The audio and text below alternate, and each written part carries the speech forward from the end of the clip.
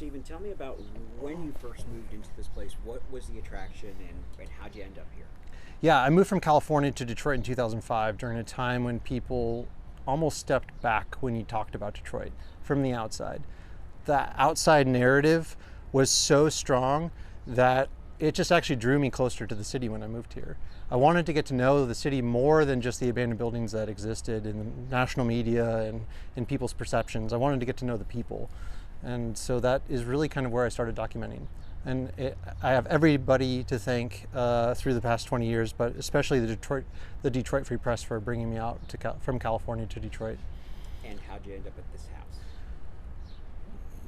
After 2 years at the newspaper, I wanted to cover the city from the inside. So I started biking around the city looking for positive stories during a time you couldn't sell positive stories. No matter how amazing of a subject you found, people only wanted that narrative of struggle and challenge and hard times. And so block by block, I just started, asking if I could come along with people. And that reputation kind of grew, and in 2010, it was a beautiful time. And while the world was focusing on the abandonment and, the auto industry failures, I was finding abundant life. And so this one man and his wife, Mary and Jerry, they were offered this home and a home on the left, which was lovingly called Lefty, and this one was called Righty. They were both burnt down structures, and if you just saw a picture of them as individual buildings, you would have said we should just tear them down potentially.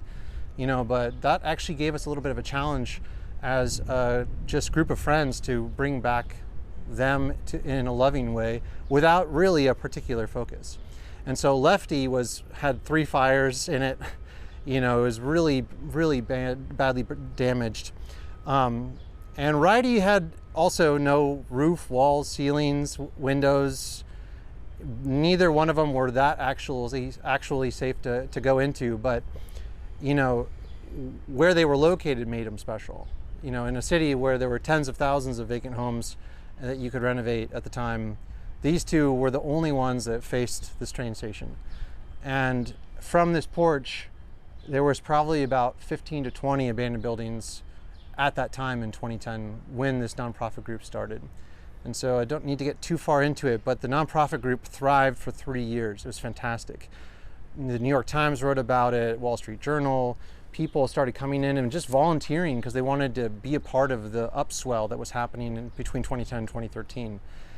And in 2013, though, somebody firebombed Lefty and took it all the way down to the ground, which took the wind out of the sails, combined with the bankruptcy of 2013, combined with a couple other things that were happening. Michigan Central Station was voted to be torn down. So you can imagine the vibe, which was so positive, filled with art, filled with love, filled with genuine hope. It just kind of changed. And I know this is a little bit of a long story. I try and condense it, but it's hard to condense because I'm looking for that narrative that's just there were these 2 abandoned homes that people loved. One of them, after 3 years, burned down. The right one, nobody really knew what to do with. But when my wife and I got pregnant with our first child, I wanted to be a part of the groundswell. I wanted to be a part of the scene. And so we looked for homes to buy across the city. And I was only documenting these 2 homes. I wasn't really a part of the actual day-to-day labor. But I just woke up one day and I was like, what if I asked to buy Righty? And my wife was like, that's gonna be a really huge commitment. We weren't making that much money at the time. Nobody was loaning money in the city. And, but praise God, they said yes. And we bought Righty for $1. Which you can imagine, yeah. You got that. And there were no windows. Describe to me, when you moved in, what did it look like across the street? Yeah, so when we bought this house in 2013, the school across the street was abandoned, the refrigeration building was abandoned, the book depository was abandoned, the warehouse district across the street from the train station was abandoned, the train station was abandoned, this hotel next to us was abandoned, the CPA was abandoned, the entire block down Michigan was abandoned, the church was abandoned. I mean, it was literally a scene that you either came to seen the potential and the hope, or you were scared away. And you know, it was an incredible time. 2013 was an incredible time. It took us 4 years to renovate this house, and when we moved in, there were some things kind of growing in the area. You know, the church became Assemble Sound, which was a sound studio for up and coming Detroit artists and established Detroit artists. But there was nothing to do with the train station. In 2017, I was part of the bid to try and win Amazon's world headquarters. My film led the bid. And so I thought, you know, if we won, where would Amazon move? And it kind of made it seemed like that would be a potential. But beyond that, there was nothing. There was nothing on the horizon. And 6 months after we moved in, rumors of somebody buying the train station started to circulate. And then those rumors became forward, and, you know, 6 years of renovations, and we're almost open. What's that like to get to this day? My emotions haven't caught up with me. I've been in charge of the documentation for the past 6 years for Michigan Central Station. I started going in as an urban explorer in 2005. I saw it when the Maroons owned it. I saw it when Homecoming came. I brought friends, I brought visiting photographers, but then to work actually hand in hand with Ford, getting the access, being allowed to explore my own creativity and purpose in the city through documenting a train station like this.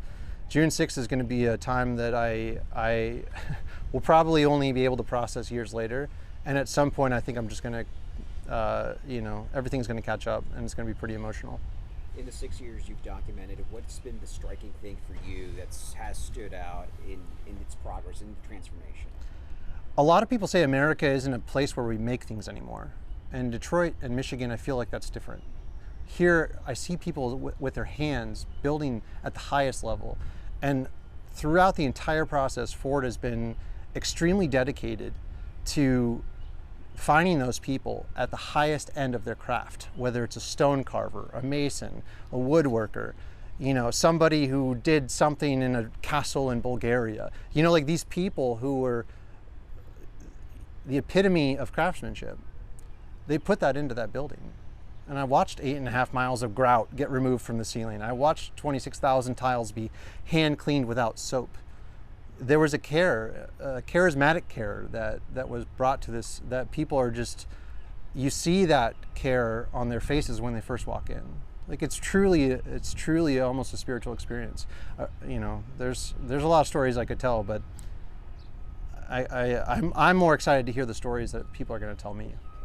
How have you explained the transformation to your daughters? They've had a man, yeah, for years.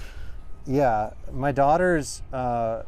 You know, my wife travels the world for BMX sports, pushing female athletics forward. I'm extremely involved in the city's narrative, and my daughters are witness to both of those. And when we moved in, they were all alive. My youngest was too young, but the two remember it empty. And, you know, to raise daughters in Detroit is a beautiful blessing. It's an incredible experience. We're both, my wife and I are both California raised, and we wouldn't choose anywhere else in the world. I mean, my daughters watch every sunrise, you know, the colors off the stone. We play in the park to the backdrop of the height of American architecture. You know, the 1910s and 1920s. This was the bookend of Grand Central Station. The money was supposed to come from Detroit to New York and back. And one day the money left and left us this beautiful building that my daughters still remember empty, and they saw hope in it. And I think that kind of lesson is something that I'm thankful for. But now they've also watched me walk across the street for the past 6 years to work. And they've never been with me, and so that's going to change June 6th. And man, you know, there's not a father out there, I don't think, that wouldn't cry if that, you know, if the labor, if the sweat equity, if the hours, if the mornings spent, you know, are appreciated by the ones you love the most, that's when you know, I think you've made it. Talk to me about this party, this Thursday big concert happening. You're going to have the front row seat. What's that like for you? Man, it's the June 6th event has been one of the best kept secrets that I've been a part of, because I actually haven't known anything until it's been released, and I'm very, integrated into all the conversations. And I think that kind of like closeness is just everyone's understanding of how important this event is, on the inside, on the outside, the global, narrative. For a long time, this was the visual, this was the exported product of Detroit. The empty building was what people associated the city with. And having that come back just as a building, I think you just miss the entire momentum across this city that we have going on. So June 6th to me is almost like a bookmarker for just an acknowledgement of that incredible momentum that I feel in the Osborne neighborhood, on 7 in Livernois, on Livernois Avenue Fashion, on the east side and the west side. I mean, it's happening citywide. I know it because I go to those blocks. When you funnel all that and you look at downtown and you combine the neighborhoods with downtown and Michigan Central Station, this next leg up of the city is going to be insane. And that's kind of why I spend so much time looking at the narratives of the local voices that I can lift up on the highest level possible. I'm almost 20 years into documenting the city, 2.4 million images, thousands of hours of footage. I've worked for Pure Michigan, Visit Detroit, the Gilberts, the Fords, everybody. And no matter who I work for, though, I look for the people whose voices the world needs to know, and the city is full of them. Tell us about this exhibit that you're putting up in your parking lot here. Yeah, so this field is owned by a fantastic nonprofit group called Building Community Value, and they've been bestowed this epic responsibility of trying to figure out what to do with this lot, and I have, for the NFL draft a couple weeks ago, I printed 32 8-foot tall photographs of Detroiters I want to celebrate, and images of the skyline they call home, in collaboration with Second Story Productions, Second Story Collective out of Ferndale. We printed these massive photographs that I call pillars, because there's 4 foot by 4 foot by 4 foot, and they turn into pillars. There's 8 of them, and I put them in a circle, and so I'm going to put them in this field just to invite, the voices of Grace Lee Boggs and John Conyers and Bill Harris and Marcia Music and Jessica Care Moore and Breanne White, just young Detroiters, older Detroiters who have passed on, because man, we're standing amongst legends like right now. In this city, again, people were so focused on the abandonment that so many beautiful voices were almost eclipsed by that.